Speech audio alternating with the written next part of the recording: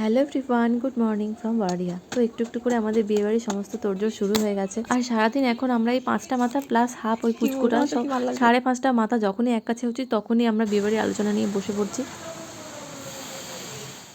এদিকে আমাদের হাতে খুব একটা বেশি সময় নেই, তাই জন্য সমস্ত কাজ যতটা তাড়াতাড়ি সম্ভব আমরা গুছিয়ে রেখে দিতে চাইছি। আর এদিকে ওয়েদারের যে অবস্থা, সবাই তো চিন্তায় পড়ে গেছে যে বিয়েবাড়ির সময় যদি এরকম বৃষ্টি হয় তাহলে কি হবে।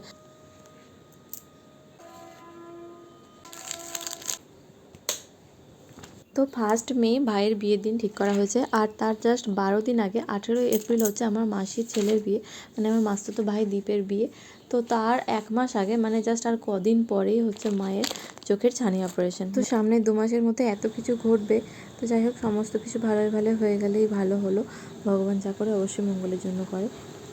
এদিকে নতুন বিয়েবাড়ির প্ল্যানিং চলছে, আরও পুরনো আমাদের বিয়ের ভিডিওগুলো বের করছিল। তো কেমন লাগলো আজকে ব্লগটা জানিও। টাটা।